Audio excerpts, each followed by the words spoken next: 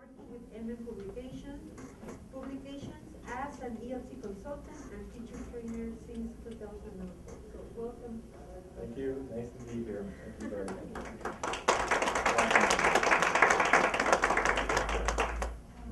All right. So this talk will be on language, culture, and communication. We will be exploring different questions, okay, as to how and why language is used and how its use varies in different cultures. All of us are teachers here, and we know that teaching a language is, you don't just teach the language, all right? To be, let's say, competent in communicating, you also have to be aware of the culture of the language, right? All right. Now, I'd like to begin this talk with a little task. I have here some questions in case you cannot see. I'd like you to discuss these questions with the people sitting next to you, all right, for a couple of minutes, and then we'll go over them quickly together. Just take one question. Pass it down. Here you go. Pass it back. Just briefly discuss these questions with the people sitting next to you.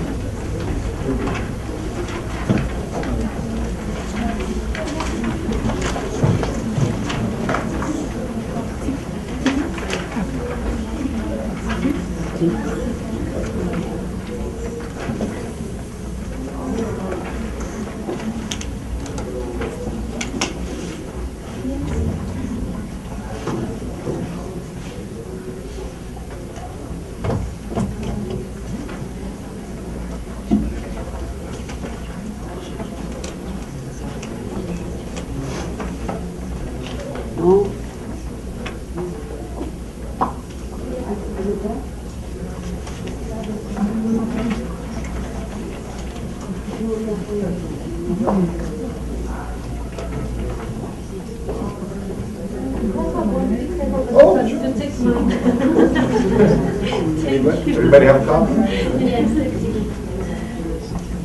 Okay, let's just look at them together, okay? I haven't finished discussing them, don't worry. But it says here, the first one, how would you summarize in a short phrase the speaking rights in your society? In other words, how do people, when you're interacting in a conversation, how does it work? Like, do people talk at the same time? Does one person speak and the others listen? What happens? Yes, I think, well, it is exactly what you say in terms. Now you have the chance to listen to the other person and to speak. Okay. Otherwise, it's not a conversation if there's overlap of speech. Okay. But it could be a case where girls are all talking, they're all excited and sharing their news. So it would depend on the situation, right? Okay, we'll see. Now, are there any silences between the speaking stretches? If so, how long are they in general? Like, in other words, when you're talking with somebody, okay, and there's a silence, there's a pause in the conversation. How long is this pause? 2 seconds. Seconds, right? It depends on the relationship. Possibly. If it is a stranger and then you just start talking, so there's sometimes in which it is awkward in silence. But if it is your friend, so possibly you feel comfortable if there's a silence, if there's a a pause in the conversation, right? So it does depend on who we're talking with. But you see, normally people of Western societies have this very short time frame, okay, in the conversation. If the conversation comes to a pause, somebody will usually start talking about something, about the weather or whatever, just to keep the conversation going. But there are times, in some societies, like Native American Indians, they are accustomed to waiting a few minutes or a few seconds before taking a turn at a conversation. You can ask them a question, and then, they will wait a few minutes, a few seconds. And this is something that, people like of English-speaking countries, let's say, or Western societies, we're not really familiar with. We're not really accustomed to waiting for the person to take this long to answer a question. Now, do speakers and listeners use a lot of nonverbal behavior?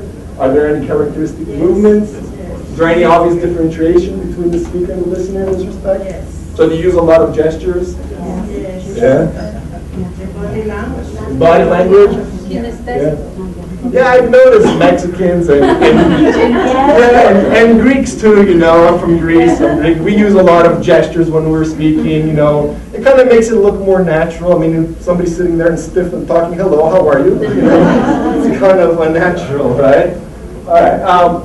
What is the ratio of looking away for speakers, listeners during the talk? If you're talking with somebody, are you constantly looking at them in their eyes? Do you ever look away and look back at them? Most of the time. So that the other people acknowledge that you're actually listening to them. Mm-hmm. Because if you're looking away, they will say like, well, they are not Paying attention. Yes. Uh-huh.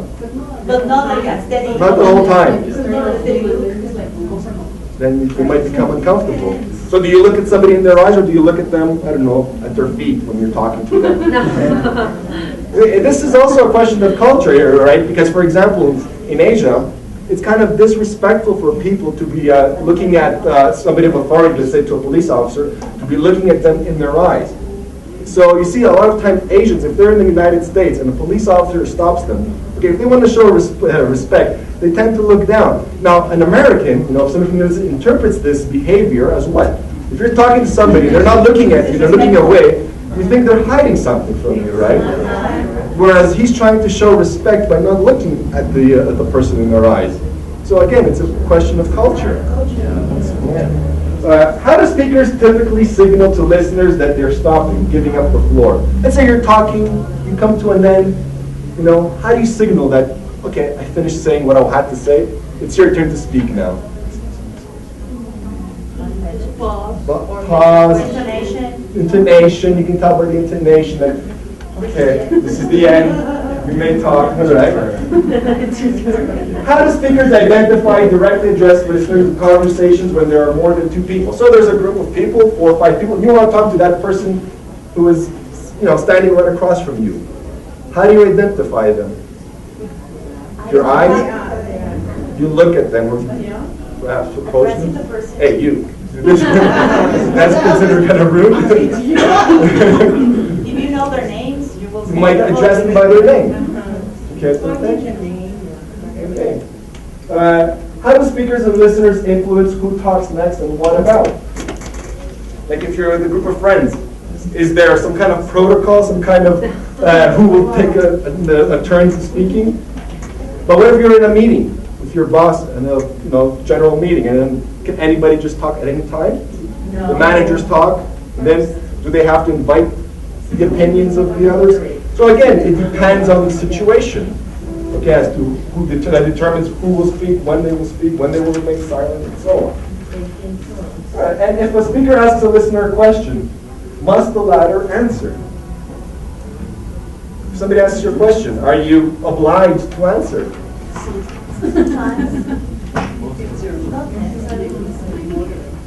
Somebody asks you, how much money do you make? Are you obliged to answer that question? How old are you? Asking a woman. One of the answers that we're expecting to get, Pues bien, ya pasamos para el señor Kostas.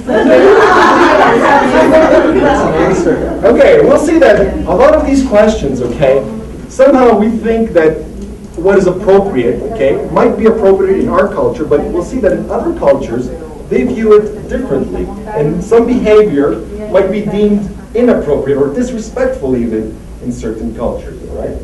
Now,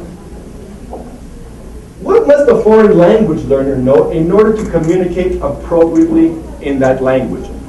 Is it enough for them to know just the language? What else must they know to say, is it enough for someone to know what to say in the language, to be communicatively competent? What else must they know? They need to know certain conventions of the Conventions of the language, when right. it is appropriate to say something or not. Exactly. Right? Like asking someone's age or Exactly. So we have to know also what not to say sometimes. When we can speak, when, where, in what situations, to whom we can speak. Okay, in what manner we speak to certain people of certain statuses, of certain ranks. Okay, and under what specific social circumstance. So there's a lot involved to knowing a language. It's not just knowing the nouns, the verbs, the adjectives, okay? It's also how that language is used in that culture. That's why when we're teaching English, French, or any language, teaching the culture is an essential part of being, competent in that language.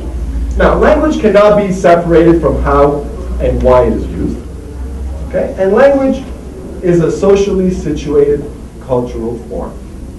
So, what is communicative competence?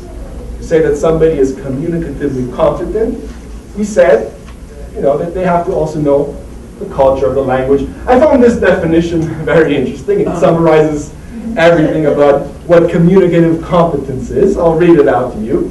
It says, it extends to both knowledge and expectation of who may or may not speak in certain settings, when to speak, and when to remain silent, whom one may speak to, how one may talk to persons of different statuses and roles, what appropriate nonverbal behaviors are in various contexts, what their routines for turn-taking are in conversation, how to request, how to ask for information, give information, how to give commands, etc. In short, everything involving the use of language and other communicative dimensions in particular social settings. Okay, so this is what we mean by somebody being communicatively competent.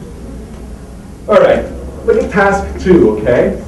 It says, what kind of linguistic cultural know-how is involved in the following? You have the task 2. Like, for example, okay, look at this dialogue, all right? Listen to this dialogue for a moment.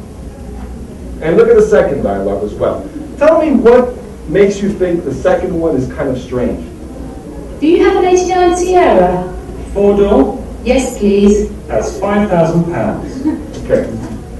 All right, pays money. What about this? Do you have an 89 Sierra? Oops, I have to go back here. Do you have coffee to take out? Milk and sugar? Black, please. That's 50 pence. All right, so we have here 2 exchanges. Somebody buying coffee, somebody buying 89 Sierra. What's wrong with the second one? What leads you to consider the second one as strange? You don't really buy a car. Okay, you don't really go out and buy a car like that. There's more involved. Take out. Okay. You want to check it out, perhaps? Okay. So a lot more is involved than just this kind of thing. So again, this conversation would lead us to think that something is strange here. It's not natural, right? All right. Now, clear cross-cultural differences produce conflicts or inhibit communication. In other words, okay, as I said earlier, Western societies have this no gap, no overlap rule for conversational turn-taking. In other words, if 2 or more people, as I was saying earlier, certain Native American groups are accustomed to waiting a few seconds or minutes before taking a turn at a conversation. And also, like, a lot of Black Americans, Native, like people from the South, they have this culture, the women, like you were saying, of all talking at the same time. So there isn't no right or wrong here. Okay? It's just a matter of how people use the language, and it's different from one people to another, right? Now, there's such things as speech communities. A speech community refers to a group of people who share the same rules and patterns for what to say and when and how to say it. A speech community cannot be exactly equated with a group of people who speak the same language. So in other words, a person who speaks Spanish and lives in Texas, and a person who speaks Spanish and lives in Argentina, yes, these people share the same language code, okay, but they don't share the same speech community. Okay, they have different ways of using the language, right? And speech community should be understood as overlapping. In other words, we can belong to different speech communities at the same time. Just like, for example, we can be in our house, in our kitchen, on the first floor, on the ground floor of our house, all at the same time, right? We're in our house, we're in our kitchen, on the first floor. Same thing of speech communities. You can be a student, a college student. You could be an African American, okay? Your parents might have come from Europe, so you can belong to different speech communities at the same time. Okay? Now, what are the components of communication? Well, first of all, there's the situation. In other words, the setting and the scene, where a conversation takes place, because this is going to affect the type of language we use, what we say. Like, for example, we wouldn't expect somebody to wish us a Merry Christmas if it wasn't around December, right? If somebody wishes you a Merry Christmas in, I don't know, September, you say, it's kind of awkward, It doesn't really fit in, Who the participants are. Who is the speaker, the addressee, the addresser, the audience? There's a difference between a speaker and an addresser, okay? For example, the head of state, let's say the president, could be the addresser, okay? But the speaker could be a press agent who's reading a message from the president. Okay, so a different speaker, but the addresser is the president. What the ends are, what is the purpose, like the general outcomes and goals. Like for example, in a bargaining event, the aim of the seller is to maximize the price. The aim of the buyer is to try to minimize it. Act sequence, in other words, the message form and content. Form refers to how something is said, and content is what is said.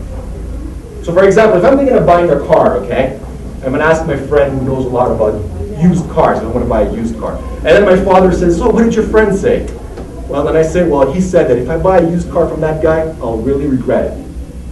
Now, what am I doing? I'm reporting how my friend gave me the advice, the form, and the content, what he said. But if I tell my father, yeah, my friend advised me not to buy a used car from that guy, I'm just reporting the content, not how my friend told me that I'm going to really regret it and so on, okay? Key the emotional tone of the event, if it's serious, sarcastic. Instrumentalities, okay, the channels and forms of speech. In other words, how is the message going from one person to another? Is it orally, in written form? The norms, the rules of interaction and interpretation. You see, again, to be communicatively competent, you also have to develop, ways of interpreting what is said beyond the words. It's what we call reading between the lines. This is very difficult for somebody that's learning a foreign language. Like you hear what somebody is saying, but they're saying more than what they're what the words are telling them. The genres, okay, poems, myths, jokes, songs. Okay, so components of communication. Now, so communicative competence involves linguistic knowledge, having interaction skills, and also cultural knowledge. Have you ever heard of the Sapir-Whorf hypothesis? Okay. It says a language influences or even determines the way its speakers understand the world around them because of the way the words in the language divide up the field of meaning and because of the patterns found in the grammar of the language. For example, in Eskimo, all right, there are a lot of words for snow. Eskimo, they have a word for snow that is on the ground. They have a different word for snow that is falling at that moment. A different word for snow that is being blown by the wind, okay? Whereas English speakers only have one word. So the Eskimo must think that, English speakers are cognitively deprived, they only have just one word for snow. Native Bolivians have a lot of different words for potatoes, okay? What do you think? What does this show about Eskimo culture? Why do you think they have so many words for snow? It's important for them. Like people in the United States, how do they refer to money? How do they cash? Green, bucks, dough, bread. We call it bread. They have so many words for money. What does that show about the culture? Money is important, right? Right. And just again, like the Hopi Indians, for example, they have one word for airplane, the same word for insect, the same word for aviator. And we're thinking, how can they communicate having that same one word for airplane, for insect, aviator? What does that show? What does that tell us about? Yeah, perhaps it's not something important in their culture. Now, another interesting feature is that, in English, for example, we tend to divide words into nouns, verbs, right, adjectives. For example, if it's an object, we say it's a noun. If it's an action, it's a verb. But it's not the same for all cultures. Again, the Hopi Indians, it's the duration of a word that determines if it's a noun or a verb. For example, the word lightning, something that happens instantly, right? For them, that's a verb. But the verb to live, to dwell, its duration, that's a noun. So nouns have long duration and verbs have short duration. It's a concept that is hard for us to understand sometimes, but we tend to divide language and think of it a certain way, but other cultures think of it as different ways. Okay, imagine now you're in the street, okay, and you run into your mother or your sister. You ask her, hey, where are you going? Where are you off to? And your mother or your sister or your friend, just going, just a little to the north over there. That way. What would you think if they gave you this kind of answer? Huh? You ask them, where are you going? Where are you off?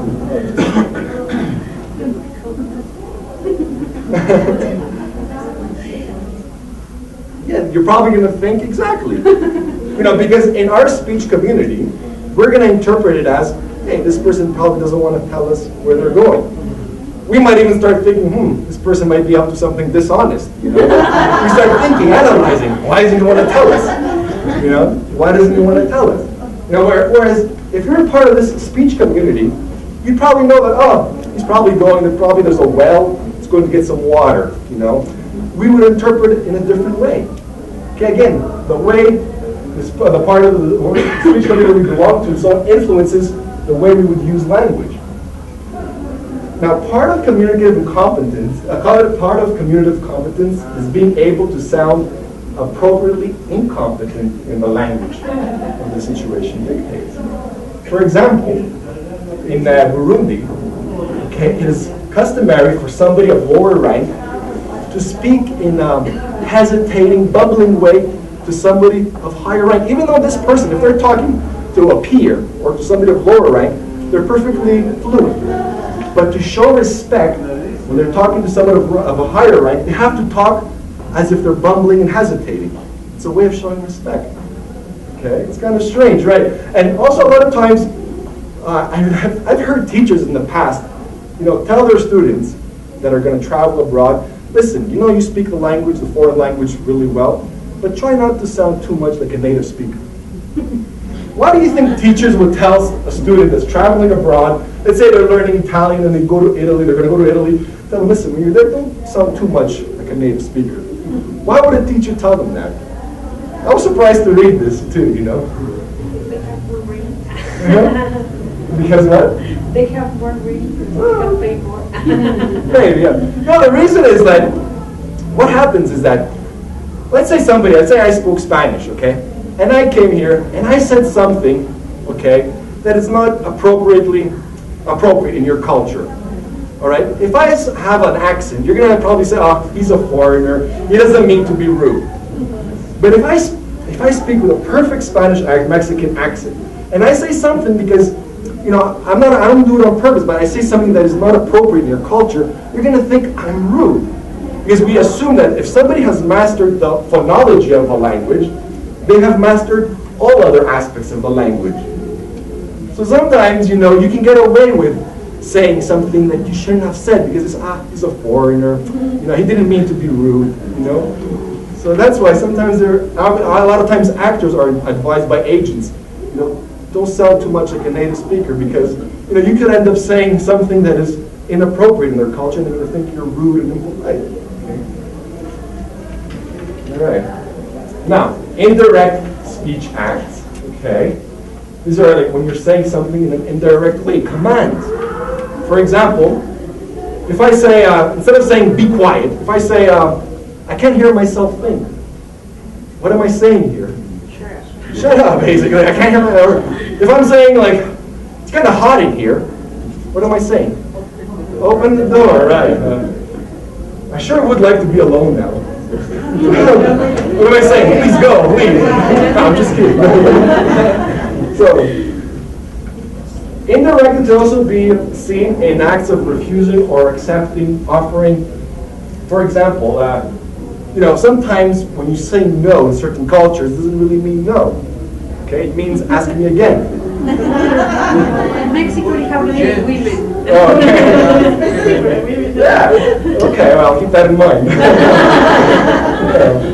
But you see, this happens a lot of times people from the Middle East or Asia, they complain that every time they go to the United States or Britain and they go to a party, they're invited to someone's house, they end up going hungry. Why? Because they go to the party, somebody offers them food, they say, no thank you, okay, and they take the food away. You see, in the Middle East, it's very customary, it's very rude to, when somebody offers you food, to accept, oh thank you, food. They have to say, oh no, no. And the person will say, please have some food. You say, no, no, no. Please have some food. Then you say, okay, I'll have some. The same thing in China, know, in China it's the same thing, you know. You expect the person to offer you again several times before you accept it. So these people, when they go to the United States, someone says no, they're like, okay. So they end up going hungry. But then again, people from the United States and from Britain, they've reported that every time they go to the Middle East or Asia, they end up eating food they don't want to, because they say, no, meaning I don't want any food. So no, have some food. No, have some food. It happens here in Mexico too, actually.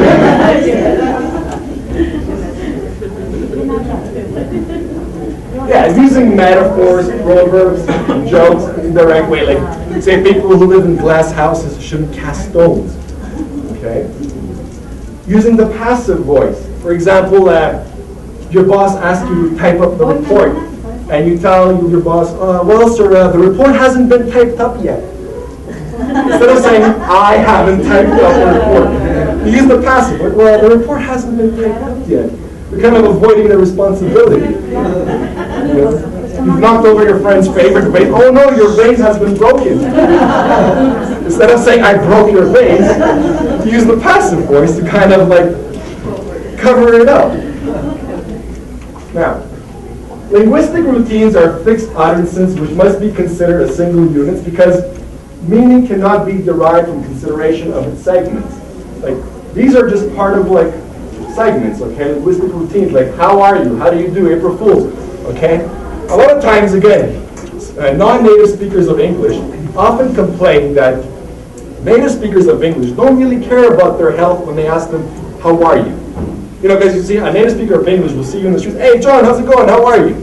So these people fail to understand that saying things like, hey, how are you? This is part of the greeting routine. You're not really asking them about their health. You know, if a native speaker of English wants to ask you about your health, they'll usually repeat it after the greeting routine. So, John, how are you? How is your family, your kids? You know, but when you say somebody in the streets, hey, how's it going? How are you? Everything okay? It's just part of the greeting. You're not really expecting them to say, no, you know what? I went to the doctor. You don't expect that kind. Okay. Address forms are the words speakers use to designate the person they're talking to while they're talking to them. For example, in many Latin languages, like Spanish, you have the more polite form, the usted, instead of the tu. In French, I don't know if any of you speak French, usually say vous, the plural form, instead of tu. Okay? Now, look at this task over here. When I have the legible task.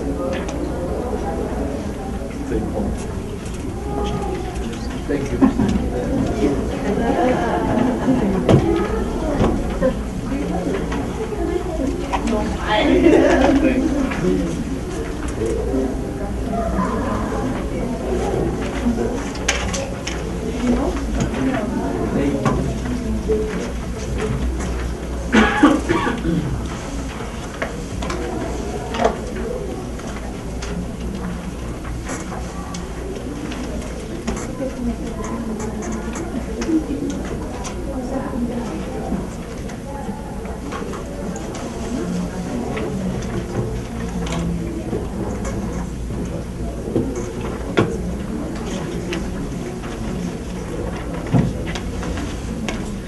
Okay, so what address forms do you use, okay, for the following?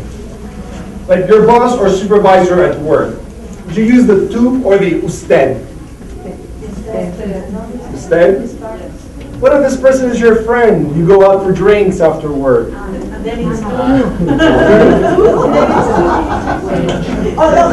it something awkward in between? That you start with usted and after a few drinks, then you start with tu? The following morning is usted again.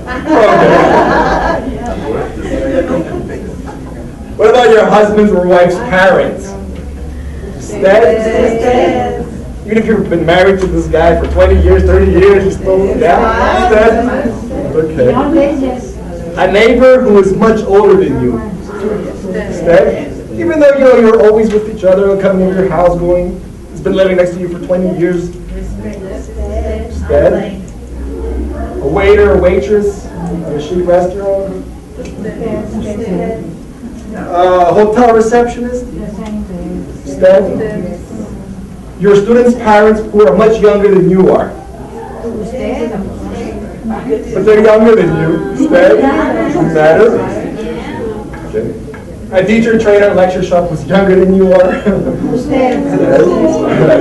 Now, there's been a lot of research as to when people will use the, this is stands for the vos, the Latin vos and the tu, okay? When do we use the usted or the tu, okay? It has been shown that if somebody is superior to us, in other words, they have more power, let's say, we tend to use the vous in French or the usted, okay? If they're inferior, we tend to use the tu, okay? Now, what happens if two people have the same power? Let's say there's two managers in a company. They have high-ranking position. What do they use to call each other? Now, research has shown that what they use depends on solidarity, okay? If they are friends, if there's solidarity, they will use the tu. If they have mutual respect for each other, but there's no solidarity, there's no, okay, then they will use the usted, okay, for each other, all right? Now, here's the two-dimensional semantic under tension. We said that if somebody is superior, okay, we use the V, so usted. However, if somebody might be your boss, okay, but if you're friends, you go out for drinks afterwards, even though they're superior, you tend to use the tu. Right. Exactly. If somebody's, again, inferior, let's say, and you're still solidarity, tu. Okay. And so on. But these things kind of change, all right? Depending on, sometimes, like you said, we start with usted, we switch to tu. Okay. Now, in the English language, because we don't have this usted or tu, okay, like in the past, it was kind of more, let's say, appropriate to use Mr. when referring to somebody. Like, you would say Mr. Jones, you know. The manager would introduce, hi, I'm Mr. Jones, the manager. But now, if you see, like, in the United States and Canada, you know, I talk with my friends in Montreal, they say, like, a lot of times, you know, the managers, supervisors, they'll say, hi, I'm Mike. They just use their first name. They've kind of gone away, taken away the using of Mr. They say, call me Mike, I'm Mike. You know, they want to show that managers are your friends, their supervisors, they're here to help you be more efficient. So it does change. You wanted to say something? Okay, all right. Now, knowing the alternative varieties of language available to the available and the rules for appropriate choice from among them are part of the speaker's communicative competence. In other words, knowing when to speak politely or more formally, and knowing when to speak in an informal way shows that you are, you know, competent. For example, look at a Japanese woman here offering tea. If she was offering tea to her children, she would say ocha, which means tea. If she was offering tea to her children, friends that are younger than her younger brothers and sisters, she would say something like ocha do, which means how about some tea? Very informal. If she was offering tea to friends who are the same age, her older brothers and sisters, she would say, ocha, I don't speak Japanese. But she's saying, how about some tea? But it's more polite. If she was offering tea to her husband, her parents, her aunts and uncles, her husband's younger brothers and sisters, ocha kagende, how about some tea, which is more polite, to her grandparents? Okay? Again, how about some tea? Notice how it gets longer and longer, okay? All right, to her husband's older brothers and sisters, okay? Now, to teachers, her husband's parents, her boss, okay? It gets a bit longer, okay? It all means, how about some tea, offering tea. If she was offering tea to a guest of a very high position in society, let's say to a minister, a government minister,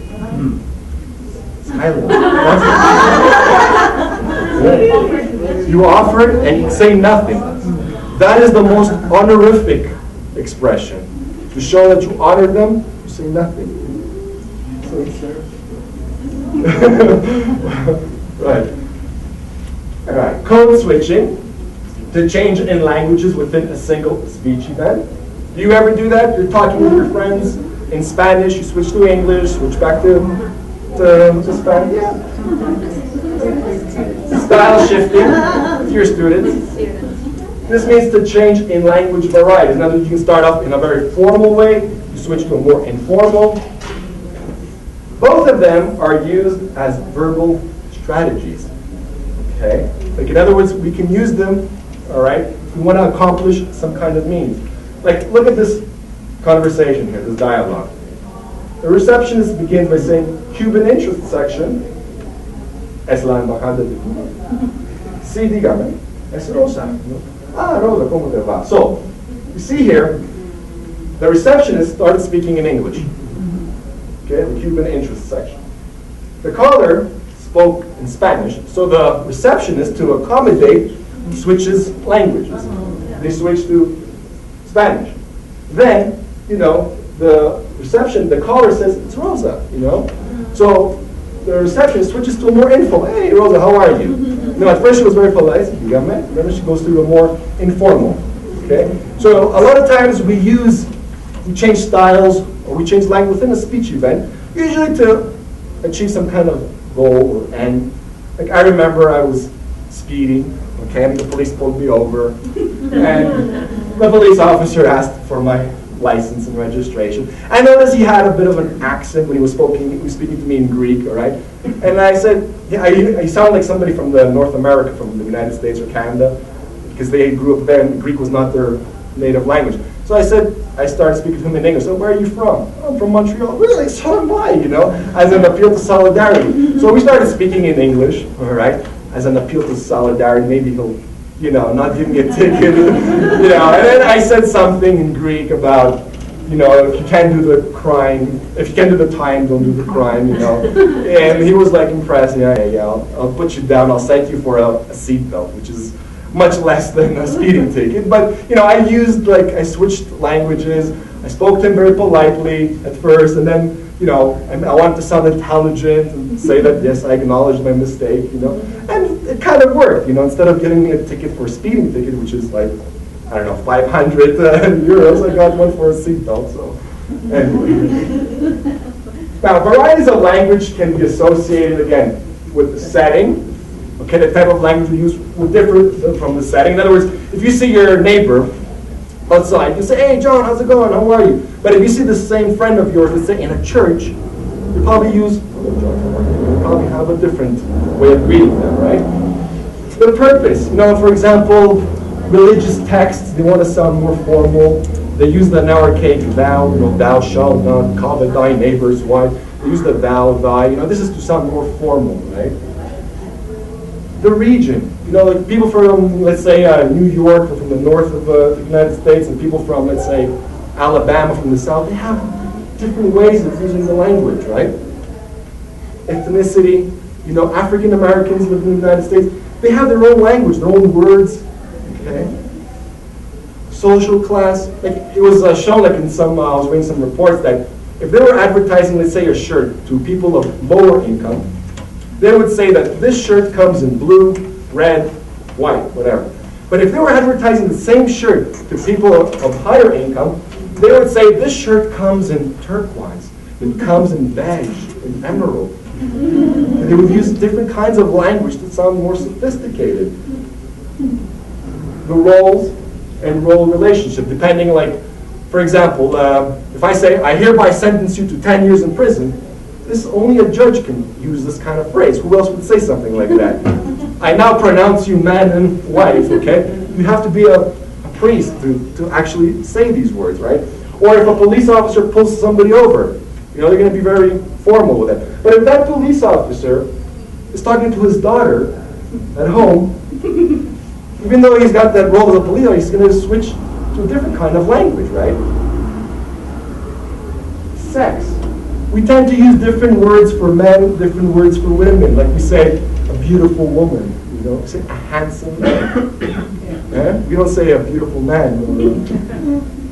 So, age also. You know, like, you know, teenagers have like their own kind of language. Like you wouldn't expect an 80-year-old man to say, "Oh man, this place is jumping and slamming in here." You know, like cool place. An 80-year-old person probably not use that kind of language. So again, depending on the age, we use different kinds of language as well. Okay, look at the next task here. Okay, task number 4. Here's the situation. Okay, just read it.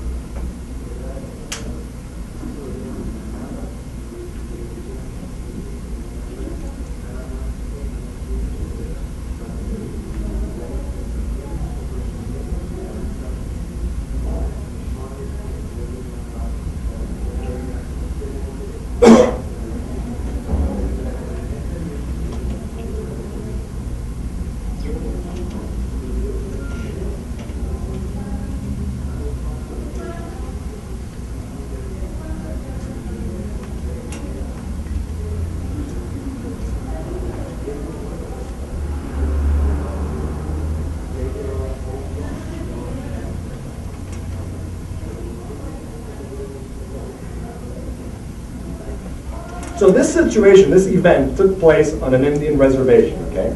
A Navajo man shows up at the kindergarten. The teacher sees him, approaches, and says, "Hi, I'm Mrs. Jones." And then what happens? She's expecting him to respond, to identify who he is, say who he is, all right? He doesn't say anything, okay? Then she notices that the little boy is picking up things and says, "Oh, you're here to pick up Billy." He says nothing, you know. "Oh, Billy is such a nice kid. You know, I like having him in class." She starts talking. Why? Because, like I said, members of Western societies have this, like, you know, no gap, no overlap rule for conversational turn taking. In other words, when there's a pause, they start talking because silences are awkward. And he remains, you know, silent. Anyway, in the end, they leave. The boy says goodbye. He turns around and leaves, whatever. What do you think happens here? What do you think how does the teacher feel? And how does the Navajo person feel here about this speech event? What must she be thinking about Native American? That he was very rude and impolite. What do you think he must be thinking of her? Yes, the same. You see, from a Navajo perspective, his silence was appropriate and respectful. He did not say his name because it would be breaking a religious taboo. The Navajo cannot say their own name. Okay, it's a religious taboo to say your own name. Okay, so to remain silent, okay, that was a way to show respect. Anyway, the boy who was more acculturated, you know, than the father, you know, he said goodbye, whatever, and then he left, okay, with the man. The man didn't say anything, okay, and now the man leaves thinking that white people, you know, talk too much, exactly, and they're impolite. And she left this situation and then thinking that Native Americans are unresponsive, they don't respond to anything, and impolite. Okay, because they fail to understand how language, you know, is used differently from one culture to another. Now, silence is not merely the absence of speech. Silence is carrying meaning, and sometimes they are communicative acts by themselves. They say something. Like, look at this dialogue here. It says, "We received word that 4 Tanzanian acquaintances from out of town will be arriving tomorrow. But with our large family, we have no room to accommodate them." Silence. She doesn't say anything. What is this person saying? We have 4 people coming from Tanzania, 4 acquaintances, but we have such a big family, we have no room to accommodate them. What is she saying to her? Trying to ask her if what? If she can accommodate. Yeah. No, she's saying silent. What does that mean? Silence. Sorry. I can't. But silence, exactly. Sometimes silence doesn't just mean silence, you know. It's a communicative act. You're saying he or she's saying in this case, "Don't look at me. I'm not going to help you out here." Sorry. Exactly. All right. So these are just some interesting proverbs from different speech communities attesting to the value of silence. For example, we say silence is golden in the Greek language and in the English language. Now, if you talk, you'll get a small sum of money. If you remain silent, a lot of gold. That's an expression, a proverb from Thailand. Because of the mouth, the fish dies. The way your eyes look can say more than your mouth. Japanese. Man becomes wise through the ear. Farsi. Okay? What does that mean? Listen. Be quiet. Don't talk. Listen sometime. Now let's just switch the perspective to children for a moment here. All human infants are born with the capacity to develop pattern rules for appropriate language use from whatever input is provided within their native speech community. In other words, no matter which speech community they're born into, children learn the rules of communication, how to use the language, when to speak, when to not speak, okay?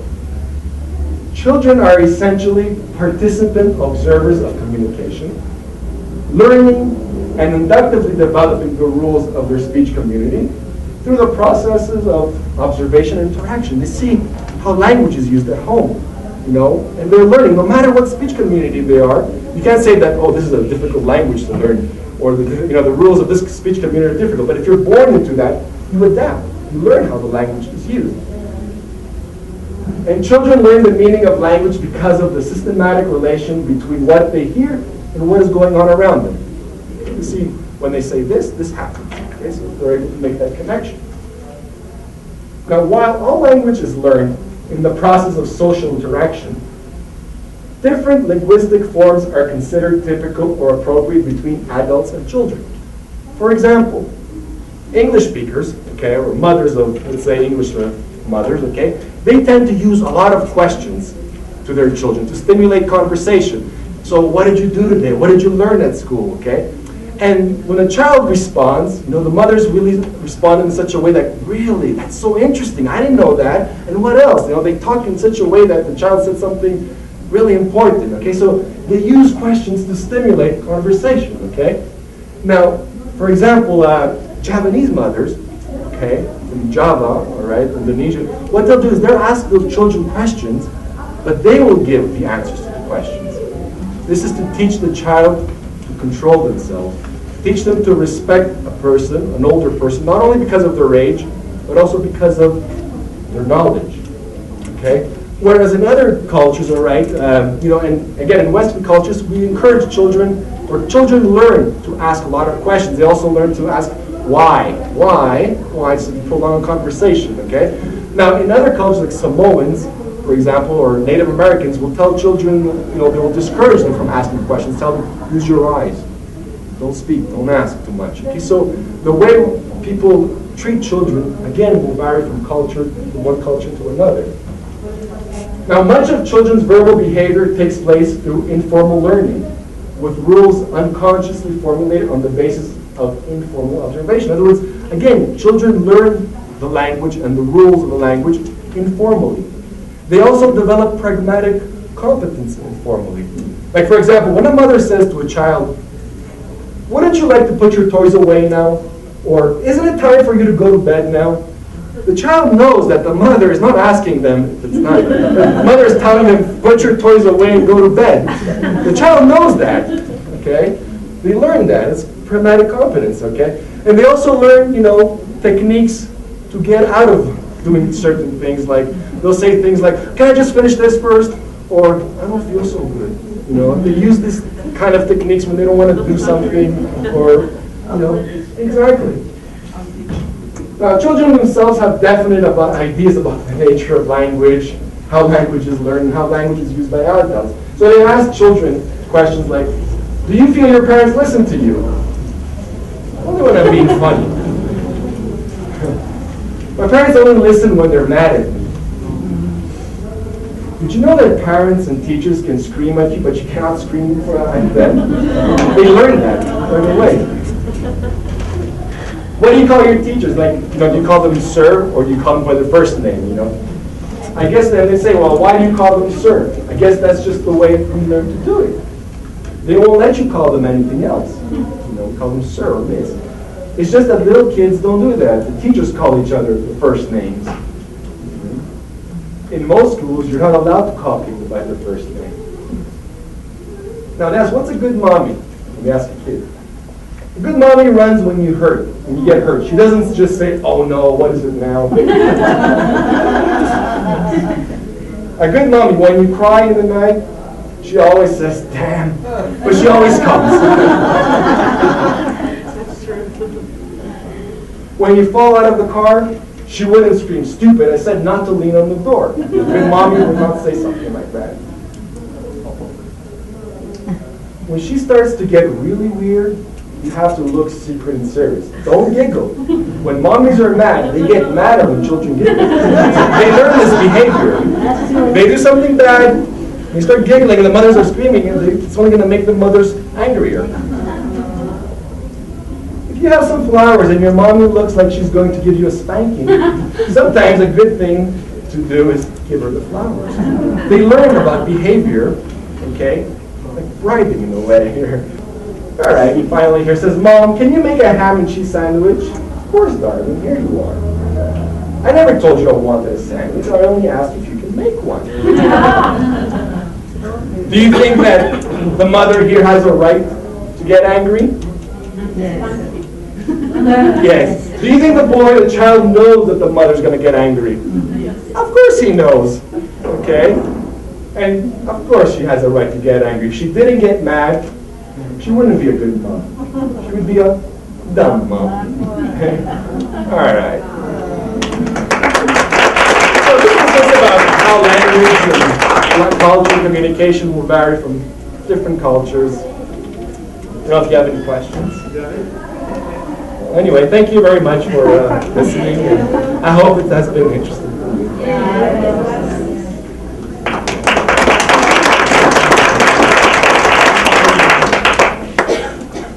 On behalf of CELES,